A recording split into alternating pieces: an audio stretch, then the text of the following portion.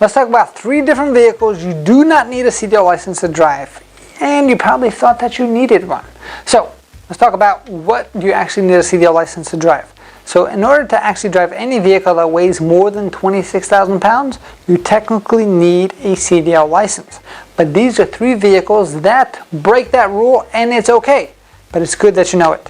First vehicle on our list is going to be a red one that has lights on it, and if you're thinking correctly, it's this one right over here, the fire truck. So if you're a firefighter and you're driving a fire truck, which can weigh more than 26,000 pounds, you are not required to get a CDL license. Firemen are exempt for whatever reason. I think that because they think there's going to be a shortage if they required it or something, but a lot of insurance companies are actually requiring that the firefighters actually become CDL license holders to make sure that they reduce their insurance itself, right? So we've actually trained a few firefighters, we've tested a few firefighters. I actually remember in the beginning, a few years back, where I actually got to ride in a fire truck being an examiner, which is a pretty cool experience. First time ever being inside of a fire truck while I was riding, but I was the examiner in the passenger seat, and I had to grade this firefighter on exactly how he was driving. We had to do a pre-trip inspection, the parking, and the road driving, and I even got to turn on the sirens at the end when he passed. A great celebration for everybody and a great memory for me, right? So let's get into the second vehicle that most people don't understand, and that is going to be an RV, recreational vehicle, right? So this is what an example of an RV is. Now there's many different sizes to an RV. The bigger sizes can continue to weigh up more than 26,000 pounds, but simply because it's used for recreational purposes only, you're not required to get a commercial driver's license, right? Since it's not commercial. Now if you're using it to make money, or maybe you're transporting people around in it, for instance like a tour bus type of thing, in that case the driver will need to have a CDL license. But if you're just using it to go camping with your family and that's pretty much it, then there is no requirement to actually get a CDL license. For the last and final one on our list, which is going to be, what should we talk about? Well, it's going to be yellow, and it looks like this, or it could look like that. So this is a steamroller. This steamroller can definitely weighs more than 26,000 pounds. And this over here is that huge dump truck that you see at those big quarries and stuff like that.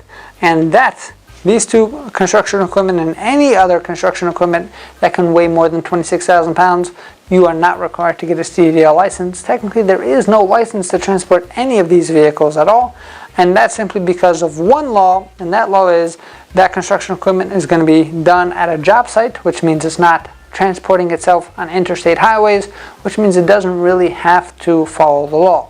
Now you might be saying, well, what if you're actually building a highway? Do you need a CDL license? No, you're technically on the job site, it's secure, you got cones all around you, so it's a different type of law there. So technically you're not required to have a CDL license when you're operating that big heavy machinery itself. Now, if you're going to be transporting it from job site to job site, most of the time you're going to be doing it on what's called a lowboy trailer, which is this right over here. And in that case, of course, you're going to need to have a CDL license to transport that equipment from job site to job site, simply because the overall vehicle weighs more than 26,000 pounds, and you're actually using the interstate highways to do so. And it's actually a great way to actually get into the construction business. Well, a lot of people like the kind of benefits and perks that you get working for a big-time construction company. So that's why they actually get a CDL license before they apply, because it makes them so much more valuable to actually help them out, right, when it comes to applying. I mean, one of our franchisees, the owner of that actually owns a construction business itself, and he actually requires any new hires must have a CDL license, which makes it a whole lot easier for him as an operator of a big-time construction business to move people around, and it becomes so much more valuable for you as an individual when it comes to working in that field. Because think about it, if you're one of 2 people and you have a CDL license applying for a construction company, and person B does not have a CDL license, who do you think they're going to pick every single time? They're going to pick you. You're just more valuable in the marketplace for that. All right.